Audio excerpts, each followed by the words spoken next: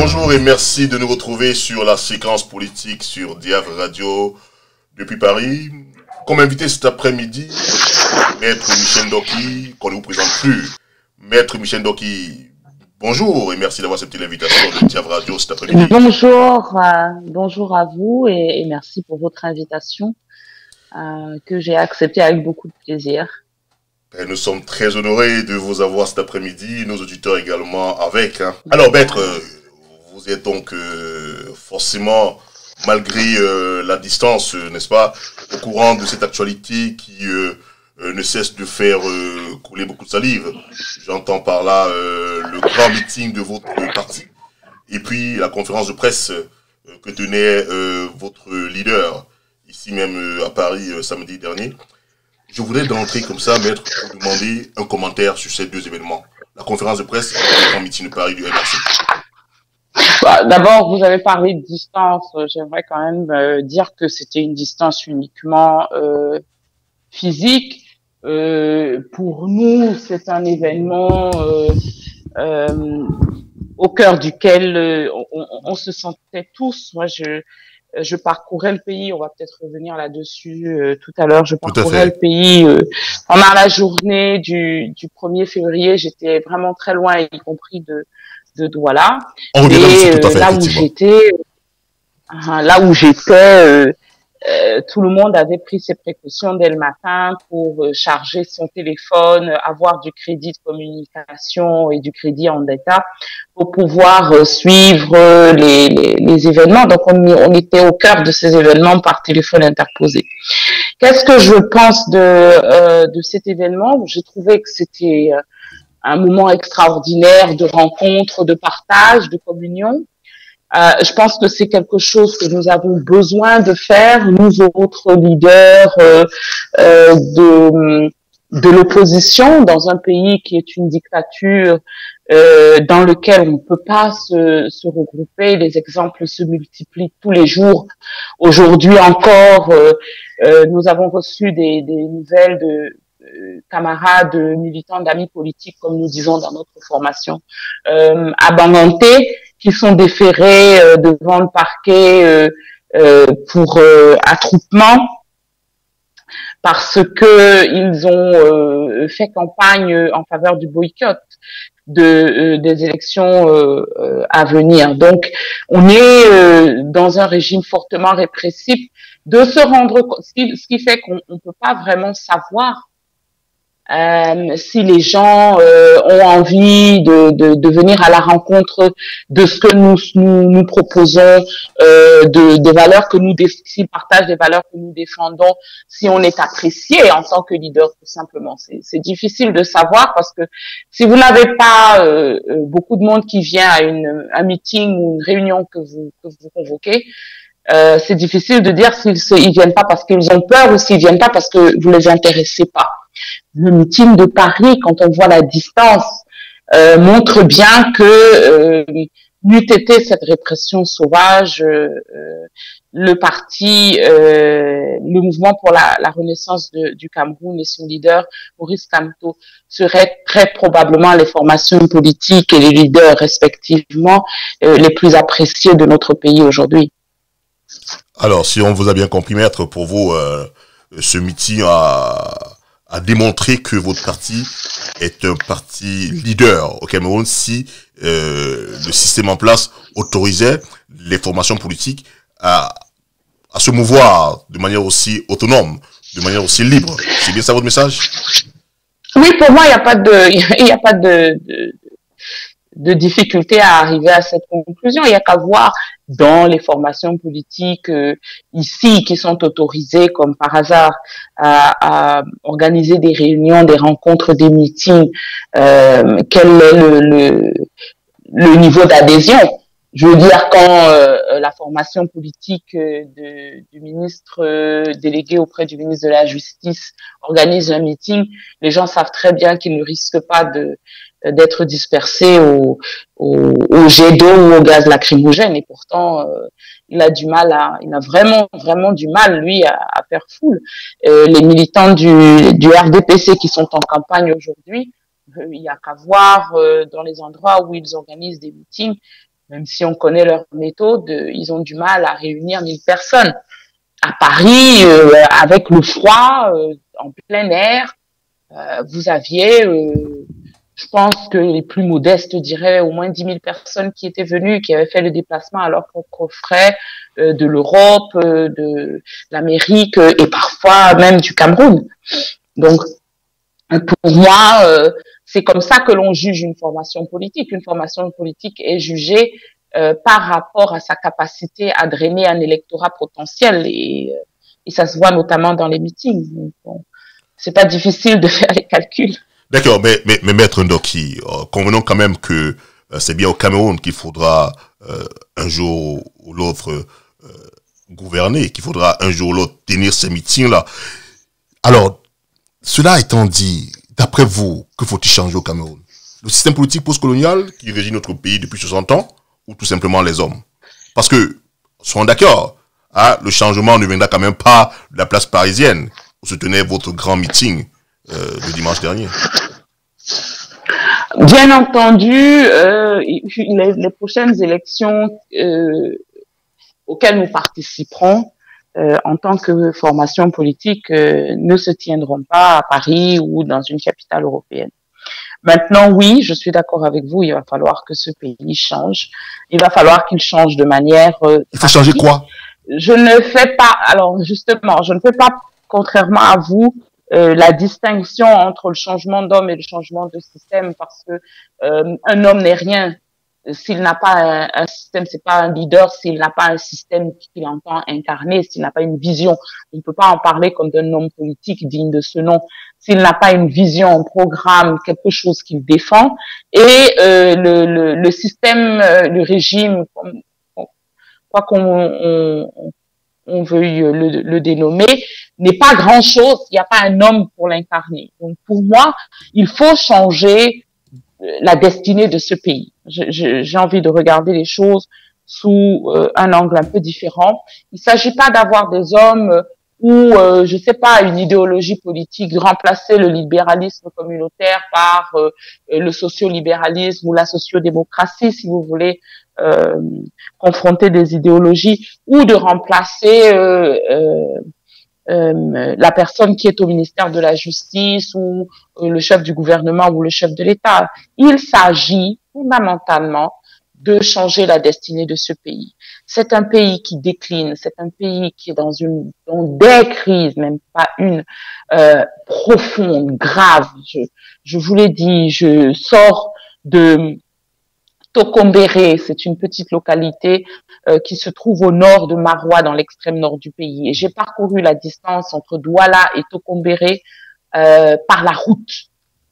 Je peux vous dire dans quel état de dégradation se trouve notre pays, quelle que soit la thématique que vous abordiez, que vous ayez envie de parler de l'environnement, de la santé, de l'éducation, de l'économie, on en parlera forcément. Dire qu'on est dans une situation grave. Et c'est ça qu'il faut changer. Qu'est-ce que je pense qu'il faut changer? Il faut changer la trajectoire de ce pays pour réintroduire une trajectoire de croissance, une trajectoire de progrès, une trajectoire d'épanouissement, une trajectoire de performance pour le Cameroun. C'est ça qu'il faut changer. Comment on s'y prend? Parce que n'importe quel leader politique vous dira la même chose. J'ai écouté un peu Monsieur Grégoire Ouna il y a quelques tout à fait. On parlera effectivement de ces différentes interpellations de votre leader ici pendant l'émission. Il disait un point sur lequel je suis d'accord avec lui. Il dit les institutions doivent fonctionner et les Camerounais doivent prendre leur destin en main et choisir leur leader. Je dirais la même chose. Je crois que tout leader politique dirait la même chose. Maintenant, qu'est-ce que ça signifie dans sa bouche à lui? Et qu'est-ce que ça signifie dans la mienne? C'est là que se fait la différence. D'accord. Quelle est la vision de développement qui nous anime l'un comme l'autre? Je crois que c'est là que se fait la différence. Et puis, bien sûr, sur la capacité que l'on peut, le crédit que l'on peut apporter à l'un ou à l'autre par rapport à sa volonté de transformer ces déclarations de bonne volonté en réalisation concrète. Oui, s'il vous plaît, maître, je ne vous coupe pas, mais effectivement, parce qu'on va également parler de... Non, j'avais terminé. Ah, d'accord. Voilà, on va effectivement revenir sur cette interview avec le secrétaire général adjoint du RDPC, qui est par ailleurs ministre du Travail. Mais toujours sur donc le meeting de votre parti à Paris, vous avez effectivement tout à l'heure brossé un peu toutes ces choses qui devront changer. Si je vous demandais de nous dire, pour vous, entre changer le système et changer le régime, et qu'est-ce qui a un sens pour vous? Vraiment sur ces deux points. Le régime, le système, il faut changer quoi? Les deux. Les deux. D'accord. Oui, alors, parce que je crois que notre pays a besoin de se renouveler. Et maintenant, je peux vous dire ce que j'entends par régime ou système. Pour moi, le système, ce sont les différents organes, organisations, institutions qui font fonctionner le pays dans la partie sociopolitique. Le régime, c'est l'ensemble des personnes, les équipes, la vision politique qui préside à la gestion de ces institutions. Donc, pour moi, il faut changer les deux. Nous avons un système politique qui n'est pas efficace, qui ne favorise pas l'initiative privée, qui ne favorise pas l'éclosion du génie. Il faut changer le régime. Donc, on a des institutions qui fonctionnent pas. Vous avez des institutions qui sont hyper centralisées, qui sont vétustes, qui ne correspondent pas au pays moderne qu'il s'agit de gérer aujourd'hui. Et puis, vous avez un régime qui est un régime obsolète, qui mise sur une partie minoritaire de la population. La moyenne d'âge des leaders est de 20 ans, 30 ans plus élevée que la moyenne d'âge des Camerounais, quand ce n'est pas 40 ou 50. Vous avez une vision qui n'est pas adaptée, on peut revenir dessus, que quelqu'un vous dise encore en 2020, oui, nous sommes portés en avant et nous voulons que les populations fassent confiance à notre parti politique parce que nous allons poursuivre sur la voie de la décentralisation. Pour moi, c'est quelqu'un qui n'est pas dans la conversation de l'heure, qui ne comprend pas les enjeux de développement de l'heure pour les Camerounais et la nécessité d'inscrire le Cameroun dans la marche globale du monde. Oui, on a bien compris que vous répondez là à Monsieur Grégoire Ona, qui était notre invité il y a quelque temps. Et justement, je vous promettais qu'on va y arriver. Mais avant, Maître Ndoki, il y a une image qui, pour une certaine opinion camerounaise, représente un symbole, on va dire, douloureux. J'aimerais vous demander votre avis sur cette image. C'est celle constituée du drapeau français à côté du drapeau camerounais pendant la conférence de presse de votre leader, de M. Maurice Kamto. Que pensez-vous de cette image au regard de ce qu'une certaine opinion a qualifié comme étant une allégeance de M. Kamto, votre leader, à la France? Vous savez, pour moi, ce qui s'est passé ces derniers jours en France est tellement beaucoup plus que des drapeaux que je suis un peu désolée, je dirais, que l'on retienne ce détail-là, parce que je crois qu'il y a beaucoup d'autres choses que l'on peut dire sur ce qui a été exprimé, sur les idées qui ont été défendues, etc. Mais est-ce qu'il faut voir une allégeance? Alors, je sais pas pourquoi on voit quand on voit un drapeau. Alors, si on avait mis le drapeau du Mali à côté du drapeau du Cameroun, est-ce que ça aurait été considéré comme une allégeance? Je crois pas. Je pense qu'il faut. Cette opinion parle du drapeau de l'Union africaine qui existe quand même, qu'on aurait pu placer à côté. Oui, tout à fait, mais pourquoi? Ça n'explique pas pourquoi. Quel est le choix qui a été fait? C'est plutôt ça qu'il faut demander.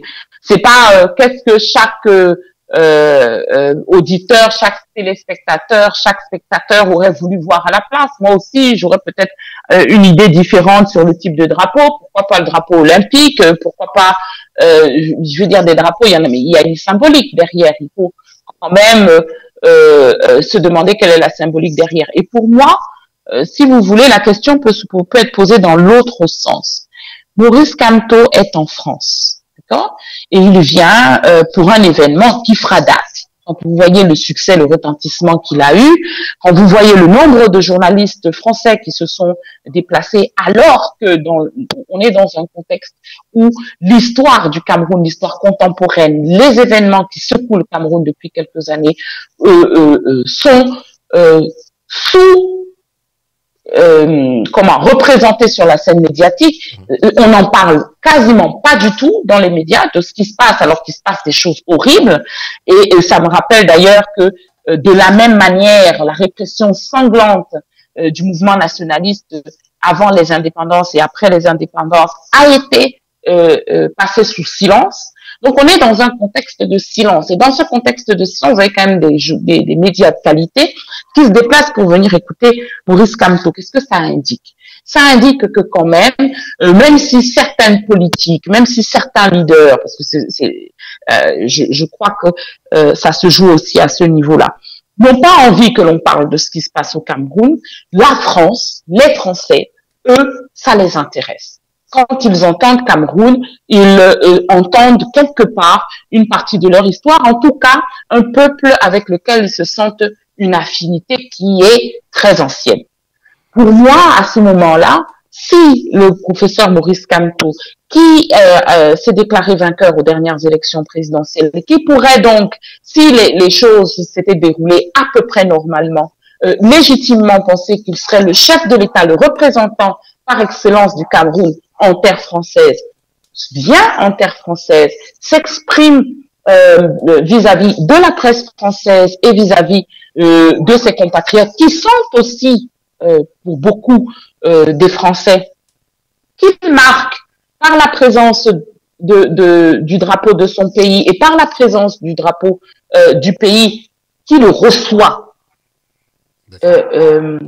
La relation de fraternité, la longue histoire commune et les relations et la qualité du lien qui unit la France et le Cameroun, je ne crois pas que ce soit dommage, bien au contraire. Et je crois que c'est comme ça que s'il fallait le lire, je lirais la présence du drapeau français. Est-ce qu'il faut voir là-dedans une allégeance? Vous savez, il n'y a d'allégeance que dans la tête des gens qui sont encore dans un système d'allégeance. Je crois que nous aurons tourné la page de cette partie douloureuse de notre histoire quand nous déciderons nous-mêmes à regarder de l'avant, à regarder droit devant nous et à regarder les autres sans nous sentir inférieurs, sans nous sentir le besoin de nous justifier, etc., guéris des blessures du passé et simplement désireux de prendre notre place dans le monde.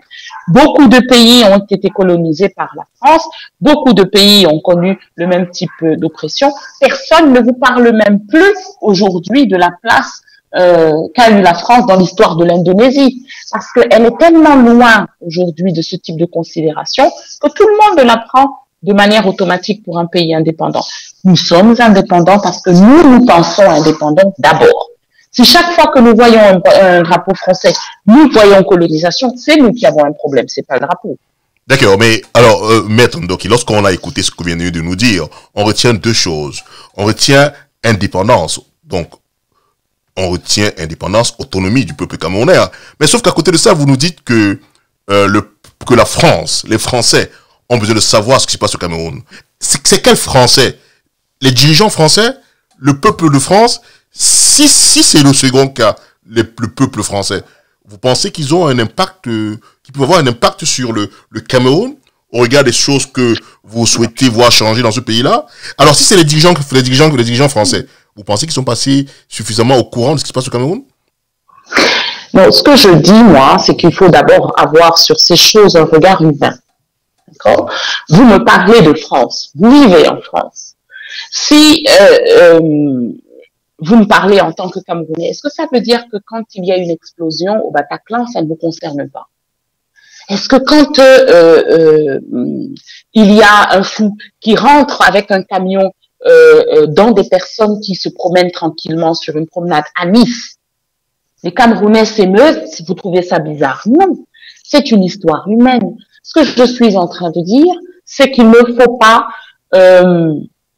Et je crois que c'est un appel de l'ensemble des humains. Quand vous regardez les mouvements sociaux à travers le monde aujourd'hui, vous voyez bien que l'être humain ne veut plus être réduit à une caste, une catégorie, une case.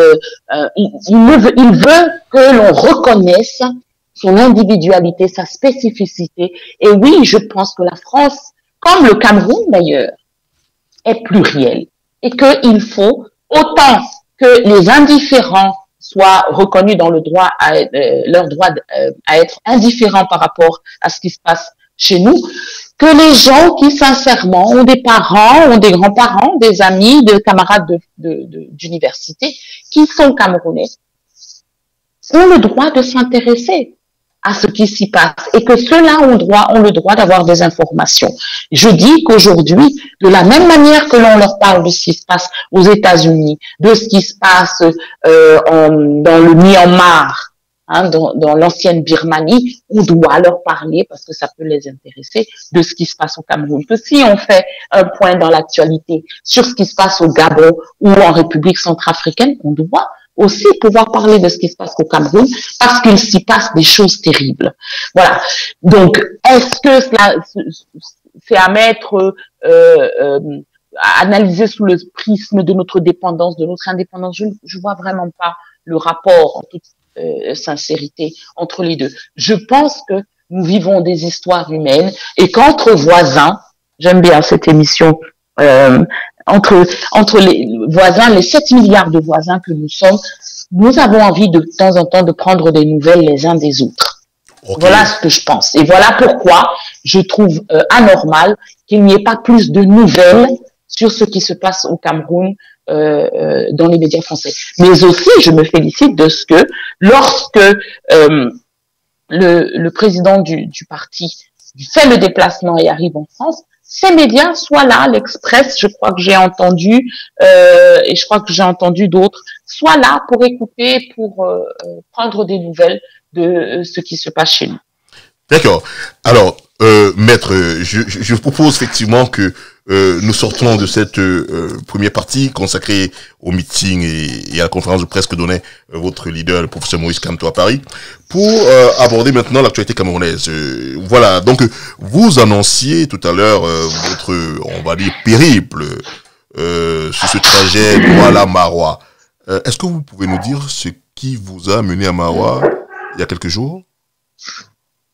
Alors, nous nous y sommes rendus, le trésorier adjoint, monsieur Okalaï Bodé, et une militante de la circonscription de Douala 1er et moi-même, qui suis responsable des activités du parti à Douala 1er, pour rendre visite à la famille de Mamadou Mota, le premier vice-président du Mouvement pour la Renaissance du Cameroun, qui est, comme vous le savez peut-être, encore emprisonné aujourd'hui, alors que les poursuites engagées par l'État, la machine répressive, s'est arrêtée quelque part au mois d'octobre et que le président de la République a annoncé aux Camerounais comme au monde qu'il fallait renoncer à nous poursuivre et relâcher tout le monde.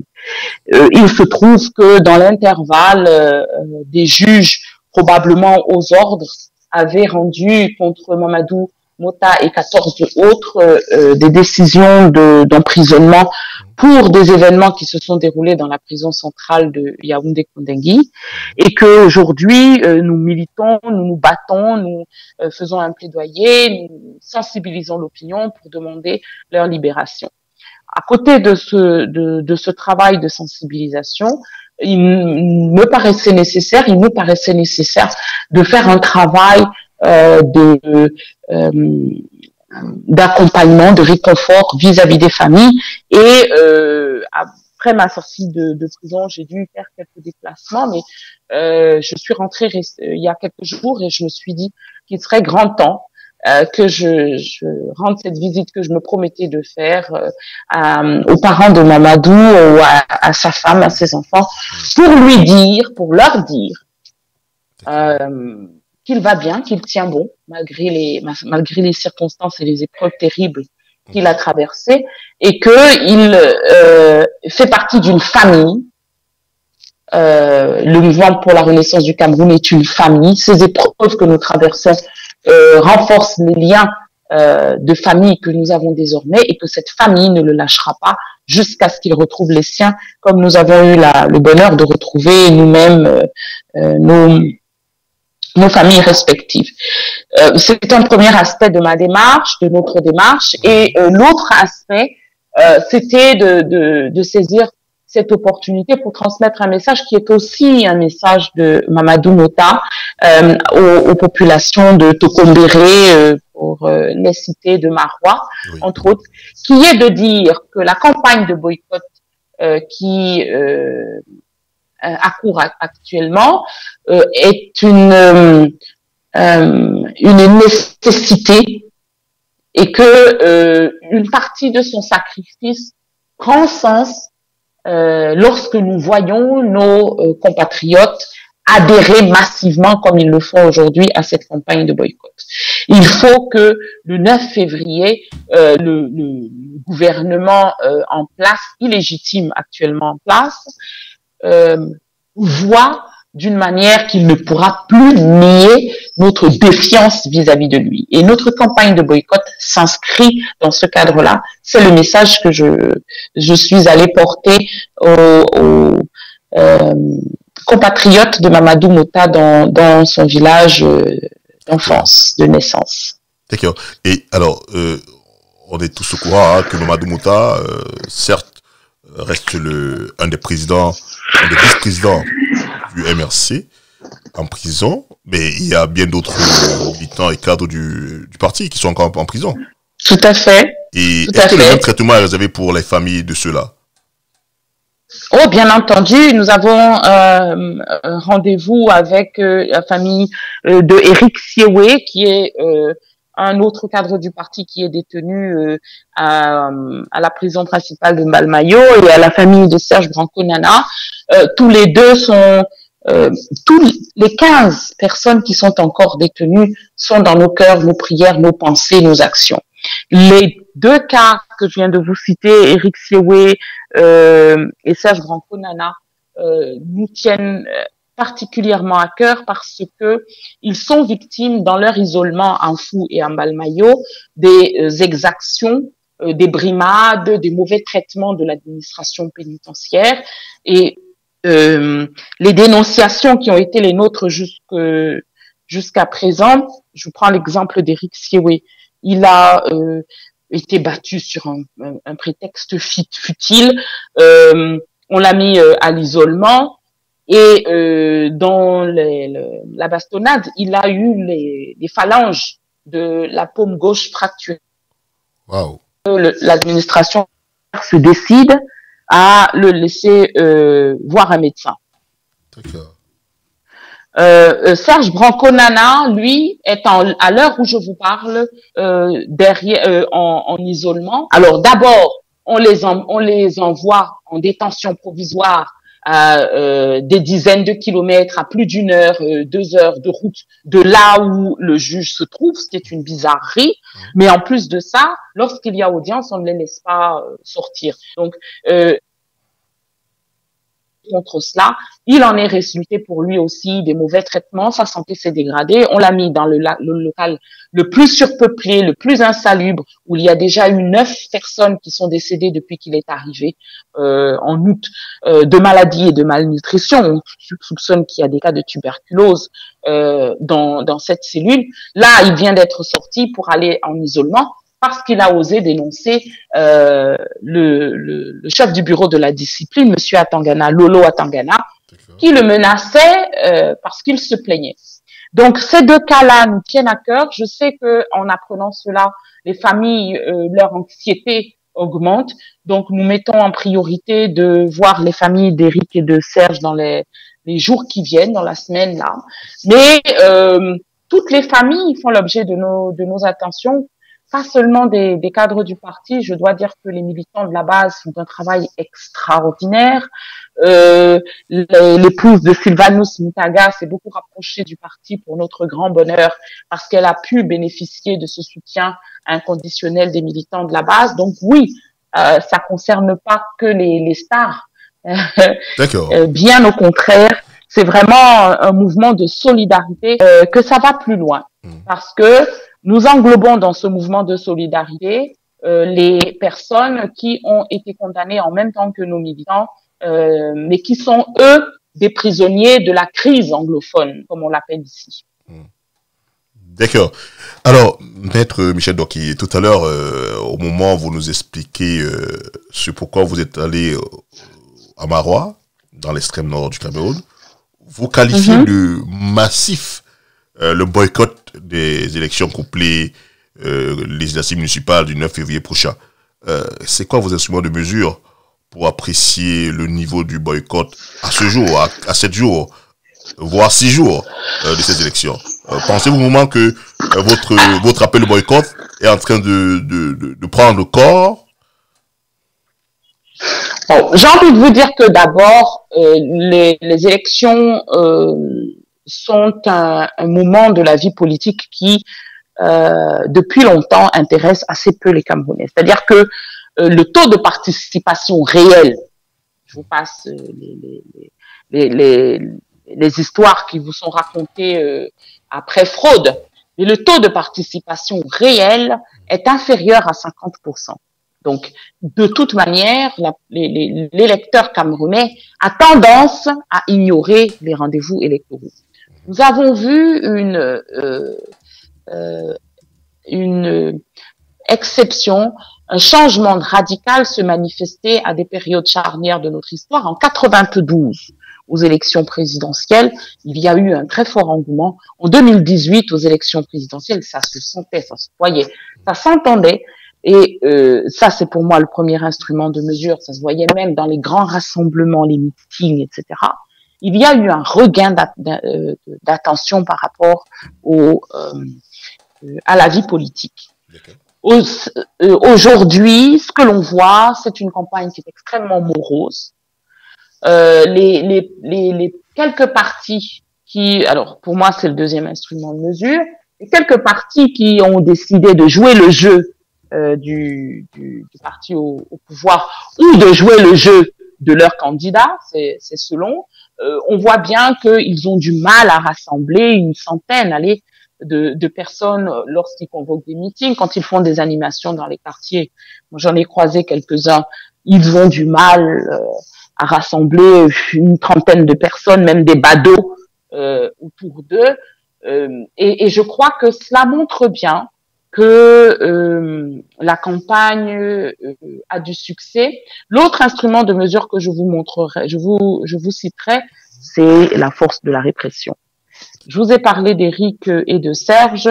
Les brimades ont recommencé comme par hasard il y a quelques semaines, à peu près au moment où la campagne électorale prenait un tour officiel, et nous avons des témoignages. À Banganté, il y a 3 personnes qui sont derrière les barreaux depuis la fin de la semaine dernière et qui vont être déférées pour attroupement parce que elles ont fait campagne pour le boycott. À Kekem, on a un ami politique qui a dû quitter la ville parce que le préfet est venu jusqu'à son lieu de travail après l'avoir harcelé, menacé, le sous-préfet, pardon, est venu jusqu'à son lieu de travail pour menacer l'entreprise qu'il emploie en disant qu'il devait le renvoyer parce que il avait des activités qui étaient contraires aux intérêts du pays. Une dame qui a démissionné de son parti pour rejoindre le MRC a vu ses activités stoppées par le même sous-préfet. Vous avez des exemples comme ça à foison. Donc, c'est un instrument de mesure. Comme on dit chez nous, on ne lance pas de pierre sur un arbre qui n'a pas de fruits. D'ailleurs, il n'y a pas que chez nous, il y a aussi dans la vie. Si vous avez une telle répression de la campagne de boycott, c'est parce qu'elle rencontre du succès. C'est clair.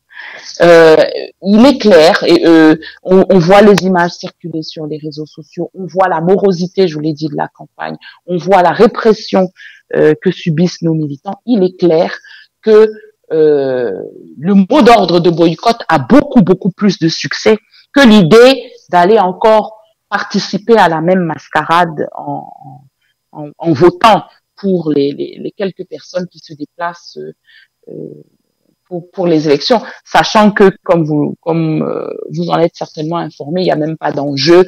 L'opposition, entre guillemets, globalement, compétit en ce qui concerne les élections législatives pour 46 sièges sur 180, donc c'est plié d'avance. Quand c'est comme ça, nous avons un électorat qui ne s'y trompe pas et qui sait très bien que c'est pas la peine qu'il se dérange. Ce que nous voulons aujourd'hui, c'est de faire de cette campagne un véritable acte de défiance.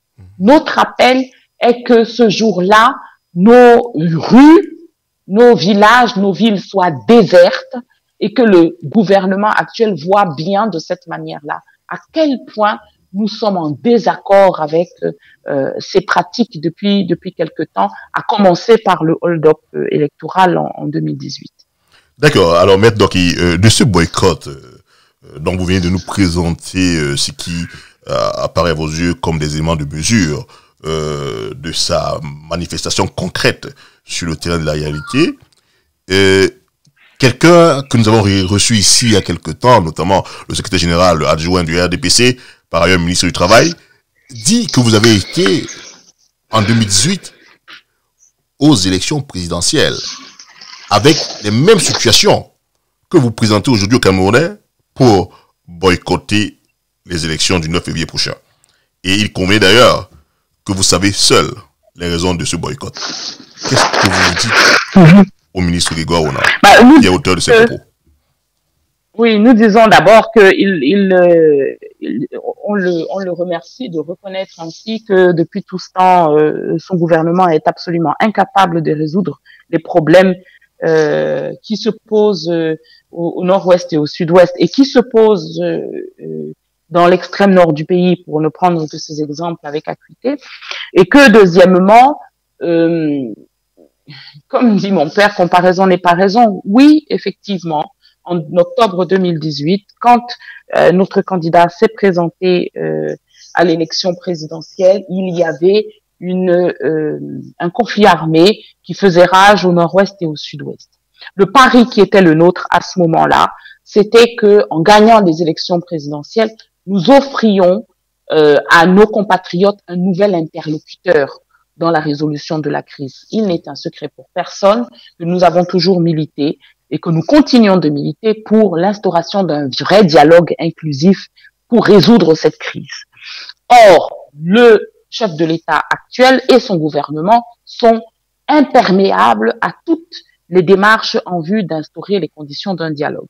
Le pari était donc qu'en changeant le président de la République, nous offrions à ceux qui sont les séparatistes, qui sont une partie des personnes en conflit dans les régions du Nord-Ouest et du Sud-Ouest, un nouvel interlocuteur pour discuter des conditions de retour à la paix. Et ça n'a pas fonctionné. Ça n'a pas fonctionné parce que nous avons en face de nous des personnes qui, pour leurs intérêts personnels, ne reculent devant aucune tricherie, aucune basse manœuvre, aucune fraude, n'ont plus aucun respect pour autre chose que la nécessité pour eux de se maintenir au pouvoir. Il ne peut donc pas reprendre la même méthode et espérer, dans le cadre des élections là, en 2020, arriver à des résultats différents. La situation ne s'est pas arrangée, elle a empiré. Il s'agit d'une élection locale, mais au-delà de tout, nous voyons bien aujourd'hui qu'avec ce gouvernement-là, notre tentative nous l'a montré, et il a montré à tout le monde.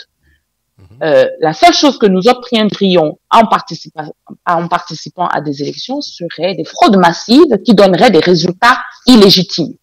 Nous avons démontré cela en octobre 2018. Ça n'a pas empêché ce gouvernement de se maintenir au pouvoir. Nous aurions obtenu le même résultat en 2020.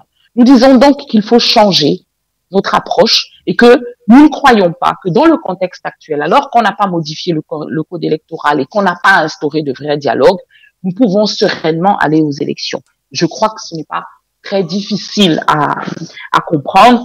Je peux comprendre que ça dépasse l'entendement de monsieur Grégoire Rona, parce que si sincèrement son gouvernement était déterminé à mettre un terme à la guerre qui tue nos enfants, je pense que nous aurions constaté cela depuis fort longtemps.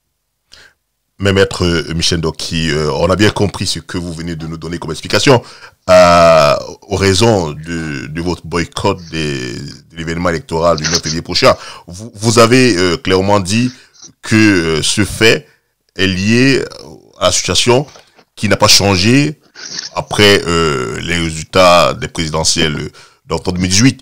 Sauf que maître Ndoki, Monsieur Kemto, sorti de prison, avait clairement dit, quel que soit le temps, il est hors de question que nous boycottions les législatives et les municipales qui se tiendront quand le président convoquera le corps électoral. Est-ce que ce n'est pas un peu en contradiction avec ce que vous venez de nous expliquer? Je pense que on était bien des mois, on était bien des mois après la présidentielle de 2018, c'est-à-dire que il avait suffisamment eu le temps de décider de constater effectivement que voilà, il n'a pas pu accéder au pouvoir suprême de l'État du Cameroun pour donc offrir aux Camerounais le changement, je suppose, à la fois des institutions, du code électoral et je suppose même de la Constitution. Hein, par une Constitution, je suppose qu'il devait mettre en place. Mais il disait très clairement que, quel que soit le temps, la situation, il est hors de question de ne pas aller aux élections. Ce serait une erreur grave. Mais on était à plus de 9 mois, puisque vous veniez de passer 9 mois en prison. Comment comprendre? Alors, moi, personnellement, je ne l'ai pas entendu dire ce que vous dites, mais je pense pas que ce soit le propos. Je ne veux pas nier qu'il l'ait dit. C'était exactement. Je ne veux pas nier qu'il l'ait dit. D'accord. Je dis juste que personnellement, c'est pour ça que je commence par personnellement, je ne l'ai pas entendu dire ça. Mais ce n'est pas le propos. Et je suis d'accord avec vous, ce n'est pas le propos. La question est de savoir si on peut, sans se contredire, dire à un moment, il n'est pas question que nous boycottions et à un autre moment, nous boycottons. On peut effectivement constater un changement. Mais pour moi, c'est normal de changer. Je vous l'ai dit, nous avons été aux élections en 2018 alors que le code était ce qu'il est et alors que la crise faisait rage au nord-ouest et au sud-ouest. Ce que je dis aussi, c'est que nous avons le devoir, en tant que leader politique, de nous remettre en question. D'accord. Et que cette remise en question peut amener à un changement de méthode pour obtenir des position. Exactement. Nous pouvons avoir sur la même situation. Moi, Michel Ndoki, j'ai annoncé sur les réseaux sociaux que je me présentais au suffrage de mes compatriotes. Et aujourd'hui, je pense sincèrement que ça aurait été une erreur.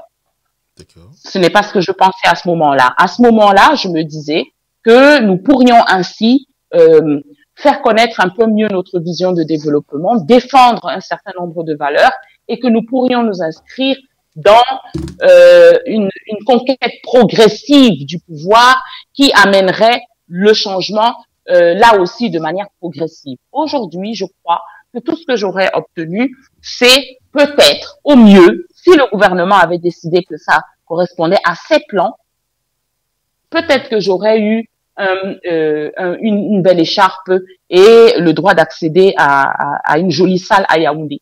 Mais je ne crois pas que j'aurais concrètement été en mesure de faire quoi que ce soit pour changer la vie horrible que vivent mes compatriotes aujourd'hui. Donc, je crois que il y a qu'à voir comment le gouvernement a réagi.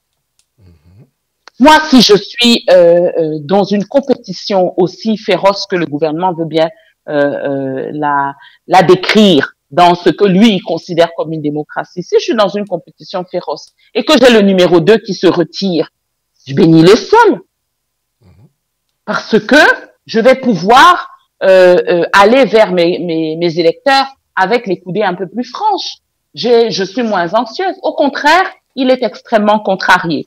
Pourquoi il est extrêmement contrarié? Parce qu'il sait très bien qu'il voulait utiliser ce compétiteur comme un faire-valoir pour dire, bon, on va leur offrir des sièges, c'est ce qu'ils font depuis plus de 30 ans. Donc, on le sait tous. On va leur offrir des sièges, un peu plus que la dernière fois, puisqu'ils avaient un député, on va leur en donner, allez, 10. Et nous pourrons aller dire devant toutes les institutions internationales et devant tous les Camerounais, mais vous voyez, ils ont progressé. Ils ont multiplié par 10 le nombre de leurs sièges à l'Assemblée. Mais voilà, la démocratie marche, alors qu'on sait très bien qu'elle ne fonctionne pas.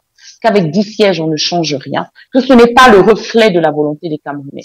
Vous m'avez demandé tout à l'heure si je souhaitais un changement de système ou un changement de régime, et je vous ai dit les deux. Oui. Ce que nous souhaitons, ce pourquoi nous nous battons quand nous sommes des militants du mouvement pour la renaissance du Cameroun, c'est pour que quand on demande à un électeur de faire le sacrifice de se lever un dimanche, d'aller jusqu'à un bureau de vote, de mettre son bulletin pour exprimer son choix, après avoir sous-pesé, comparé divers candidats, que cette voie-là, elle compte.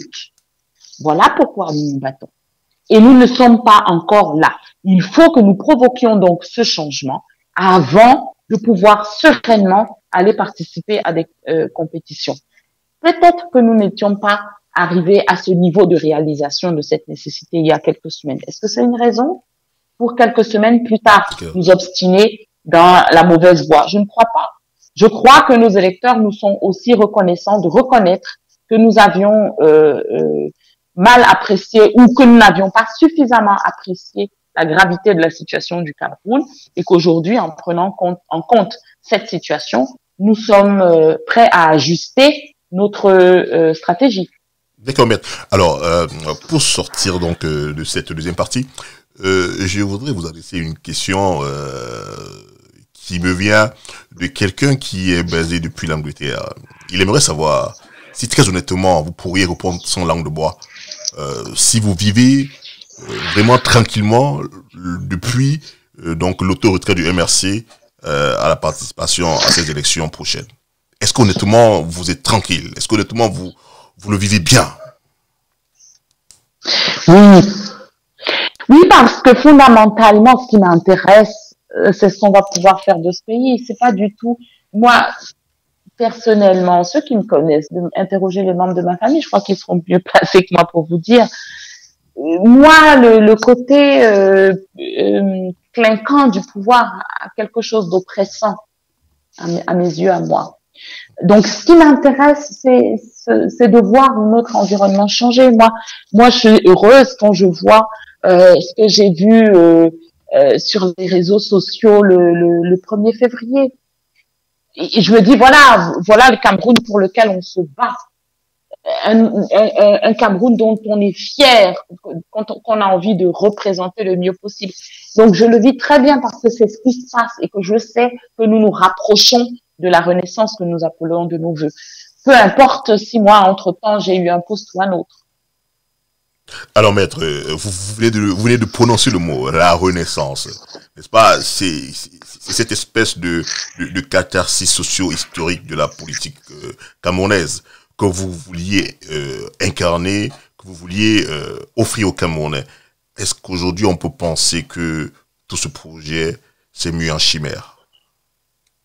Avec votre non-participation, bien sûr, aux élections. Non, parce que ce serait considéré que le temps s'est arrêté et que nous ne faisons plus rien. Et vous voyez bien que personne n'est dupe. Comment vous expliquer sinon l'engouement des Camerounais par rapport à l'invitation à la rencontre de ces derniers jours? Comment vous expliquer la qualité de l'accueil que nous avons reçu quand nous sommes allés voir la famille des militants du MRC se sont déplacés, ils étaient heureux. Ça veut dire qu'ils savent très bien qu'il y a un avenir, que tout ne s'arrête pas aux élections, à cette mascarade du 9 février. Nous aurons, le Cameroun sera là encore bien après que nous ne soyons plus là. Et nous, vous voyez, nous avons encore des dizaines d'années devant nous. Nos enfants ont des dizaines d'années devant eux, et c'est de ça qu'il s'agit. Il faut s'inscrire dans la durée. Je vous assure que nous sommes en train de voir ce pays renaître de ses cendres. Ça ne se voit pas encore, on voit encore plus de cendres que de jeunes pousses, mais regardez attentivement et vous verrez, dans les mois qui viennent, vous allez voir ce pays se transformer. Alors maître, on va passer à la dernière partie de cette émission. Elle sera consacrée à des faits marquants de l'actualité au Cameroun. Je suppose que vous les suivez également, comme nous tous. Il y a donc seulement quelques jours encore les forces de maintien de l'ordre qui sont sortis pour, une fois encore, molester les enseignants qui étaient simplement réunis pour dire un dernier hommage, pour accompagner leurs collègues assassinés dans les conditions que nous avons tous suivies au lycée de Nkol-Bisson. Est-ce que vous, qui aspiriez, il y a quelque temps encore, à être député de la nation, aviez des suggestions, s'il fallait qu'on procède un peu à une espèce de fiction où on suppose que vous êtes candidate, quelle aurait été, si vous étiez encore candidate aujourd'hui à la députation, quelles auraient été vos suggestions pour que cesse au Cameroun ce genre d'action où on ne peut plus s'imaginer une manifestation pacifique des Camerounais, comme celle par exemple qui a été matée par les anciens qui se sont vus verser, quand c'était pas l'eau, c'était du gaz lacrymogène. Moi, j'ai envie d'aller même un peu en amont. Je commence avec le drame, le moment où cet enseignant se fait poignarder. Bien sûr. Je veux dire, ce qui se passe, ça vous montre des défaillances de l'État, de notre système, de notre régime actuel, du régime actuel, à plusieurs niveaux. Vous avez une défaillance du système éducatif. Comment est-ce qu'on peut encore avoir des poignards à l'école? Je vous rappelle que l'année dernière, à Douala, il y a un garçon qui a poignardé son camarade de classe, qui en est mort. Il n'a même pas eu le temps de se faire soigner alors que le dispensaire était en face. Comment cela se fait alors qu'à l'époque, la ministre de tutelle avait fait une descente, etc., qu'on ait encore des poignards dans les écoles? Ça veut dire qu'aucune mesure concrète n'a été prise pour que les enfants soient fouillés avant d'entrer en classe. Vous avez une défaillance du système de santé. Pourquoi est-ce qu'on n'arrive jamais à secourir et à soigner ces personnes? On n'est pas en train de parler des blessures les plus compliquées, enfin je suppose, mais ça veut dire aussi que nous n'avons pas de formation de santé suffisamment prête, suffisamment équipée pour sauver la vie des gens. À ce moment, quand ce genre de drame se produit, il y a un problème avec le système judiciaire. Jusqu'à présent, est-ce qu'on sait dans le pays où vous vivez, dans les 48 heures qui auraient suivi, vous auriez eu une déclaration du procureur pour nous dire pourquoi ce jeune homme, comment est-ce qu'on en est arrivé là, qu'est-ce qui s'est passé? Parce que ça aussi, ça enseigne aux autres comment éviter d'en arriver à cette situation. Au lieu de ça, on a un silence, on ne sait même pas si une enquête a été ouverte, comment elle progresse. Résultat des courses, depuis ce jour-là, il y a eu au moins 3 autres agressions à main armée dans les écoles. Donc, qu'est-ce que nous proposons? Justement, vous avez, je ne vais pas commencer à détailler le programme du mouvement. Non, très globalement, oui, vous alors, avez un programme globalement parlant, vous qui est détaillé. Nous considérons d'abord qu'il faut faire en sorte d'avoir des effectifs moins pléthoriques dans les écoles. Il faut d'urgence construire plus d'écoles et désengorger, prendre correctement en charge des enfants qui se retrouvent parqués dans des écoles sans véritable programme éducatif, vision pour eux, sans leur donner de perspectives, qui sortent du système scolaire, d'ailleurs, avec des connaissances théoriques qu'ils ne savent pas comment employer.